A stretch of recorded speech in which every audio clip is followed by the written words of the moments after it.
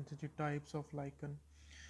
तो लाइकन की पहली टाइप है क्रस्टोस लाइकन। ये कह रहा है कि tightly attached with rock and tree trunk. ये कोई ट्री ट्रंक हो तो उसके ऊपर फ्लैट ये चिपके होते हैं, क्रस्ट के ऊपर क्रस्ट बनाते हैं, इसलिए इनको क्रस्टोस लाइकन का नाम दिया जाता है। इनकी एग्जांपल है बसीडिया लेसिनोर। अच्छा जी, इसके बाद है फोलियोस लाइकन। तो ये लीफ की तरह के होते हैं, इसलिए इनको फोलियोस आर लीफ लाइक इनकी प्राइमवेलिया इनकी एग्जांपल है। उसके बाद है फ्रूटिसोस लाइकन। ये ब्रांच लाइक होते हैं, और रेमिलेरिया जो है इनकी एग्जांपल है। तो ये लाइकन का टॉपिक जो है आपका ख़त्म हो चुका है। ये डायग्राम के अंदर ही ये उसने तीनों उनकी टाइप्स बताई हुई थी, साथ में उनकी एग्जांपल भी मेंशन है। अच्छा जी, उसके बाद अगला हमारा छोटा सा टॉपिक है माइक्रोराइजी। ये भी एक एसोसिएशन है। अगर हम माइक्रोराइजी की बात करें तो ये भी एक एसोसिएशन है। ये किसके दरमियान होती है, कह रहा है कि ये भी म्यूचुअलिस्टिक एसोसिएशन है of between fungi and roots of vascular plant. अब वस्कुलर प्लांट ऐसे होते हैं जिनके अंदर जो है वो जाइलम एंड फ्लोएम पाया जाता है, तो ये उनके दरमियान होती है एसोसिएशन। अब इस एसोसिएशन का फ़ायदा क्या है, अगर लेट्स सपोज ये आपके पास एक पौधा है,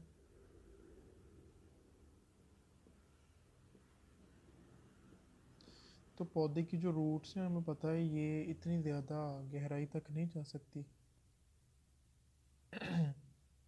अब माइट पॉसिबल हो सकता है यहाँ की न्यूट्रिएंट्स पड़ा है। अब पौधे की रूट्स तो इतनी ज़्यादा नहीं होती कि रूट्स इस न्यूट्रिएंट को उठा सकें।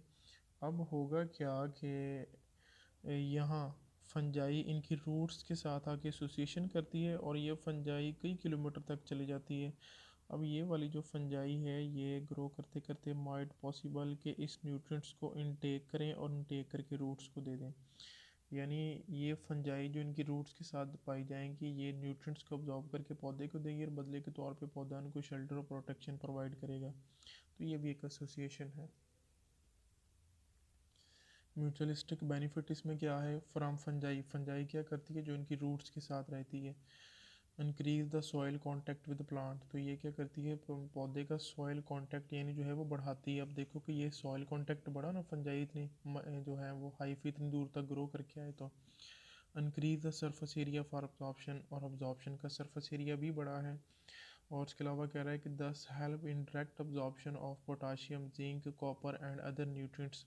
और डायरेक्ट जितने भी न्यूट्रिएंट्स पड़े होते हैं ये फंजाई जो है उनको उठाती है अब्जॉर्प्शन के लिए, उसका सरफेस एरिया बढ़ाती है।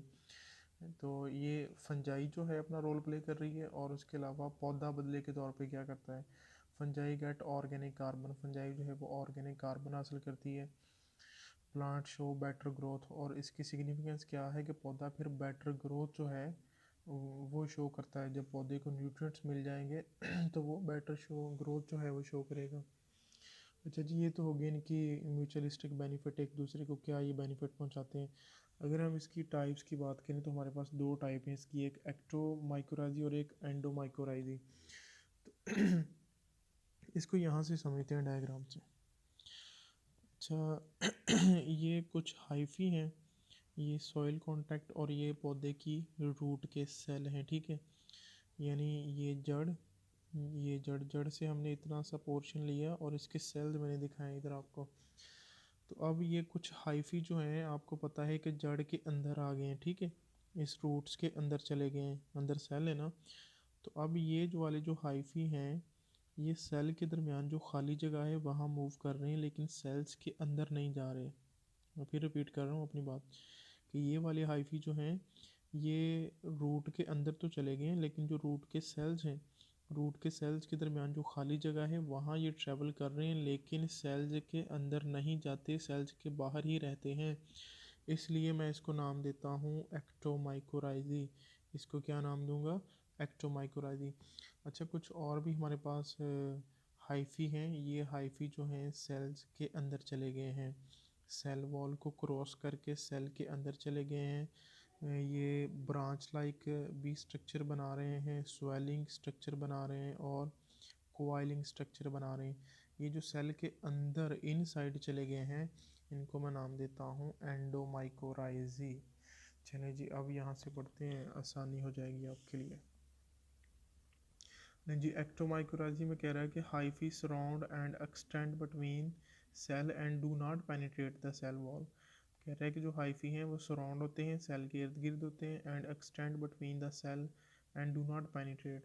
तो अभी आप देख सकते हैं कि जो एक्टोमाइकोराइजी हैं ये सेल्स के इर्द गिर्द हैं और सेल के अंदर पेनिट्रेट नहीं कर रहे हैं। इसकी एग्जांपल है जो हमारे पास पाइन्स जो हैं और फर्नस प्लांट जो हैं, किंगडम एनिमेलिया किंगडम प्लांटिंग के अंदर इनको पढ़ेंगे दोनों पौधों को डिटेल से। तो एंडोमाइकोराइजी क्या है? पेनिट्रेट, जिसमें हाइफी जो है penetrate outer cell by forming coiling swelling and branching. तीन तरह के स्ट्रक्चर जो मैंने अभी आपको बताएं, कहीं स्वेलिंग है, कहीं ब्रांचिंग है और कहीं कोइलिंग है। And extend out of the soil, soil से बाहर आ जाते हैं। इनकी एग्जांपल है, कह रहा है कि 85% ऑफ टर्शियल प्लांट्स शो एंडोमाइकोराइजी। अगर आप एंडोमाइकोराइजी को देखना है तो आपके टर्शियल एनवायरनमेंट के ऊपर जो 85% प्लांट्स हैं, पौधे हैं, वो एंडोमाइकोराइजी एसोसिएशन जो है उसको शो करते हैं। तो ये न्यूट्रिशन के अंदर एक छोटा सा आपका पोर्शन रह गया था, इसको आप बहुत अच्छे से याद कर लेना है। छोटी छोटी टर्मिनोलॉजीज़ हैं, शॉर्ट क्वेश्चन के लिहाज से माइट पॉसिबल लॉन्ग भी दे दें आपको, इसको बहुत अच्छे से कर लेना है। आपकी बुक में इतनी परफेक्ट ब्रीफ डिस्क्रिप्शन नहीं है तो इसको बहुत ही अच्छे से तैयार कर लीजिएगा। थैंक यू, अल्लाह हाफ़िज़।